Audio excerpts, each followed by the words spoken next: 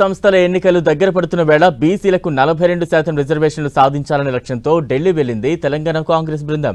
CM Revanth తో పాటు భట్టి, మంత్రులు, ముఖ్య నేతలు హస్తనకు వెళ్లారు. కేసీ వేణుగోపాల్తో భేటీ అయ్యారు.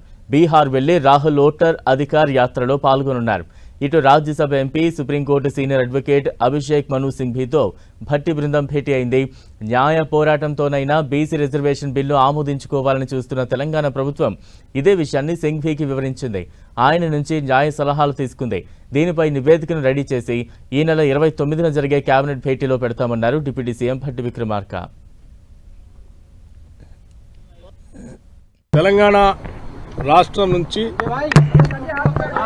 మంత్రుల బృందంతో పాటు సీనియర్ నాయకులతో సహా ఈరోజు రాష్ట్రంలో మేము ఇంప్లిమెంట్ చేయాలనుకున్నటువంటి 42% రిజర్వేషన్ లోకల్ బాడీస్లో ఓబీసీలకు సంబంధించినటువంటి అంశం పైన దేశంలో ఉన్నటువంటి అత్యున్నతమైనటువంటి న్యాయ కోవిదులు డాక్టర్ అభిషేక్ సింఘ్వీ గారి ఆలోచనలు కూడా తీసుకొని ముందుకు పోవాలనే ఆలోచనతో ఇక్కడికి వచ్చాం. వారికి సంపూర్ణంగా ఈ విషయం పైన వివరించాం.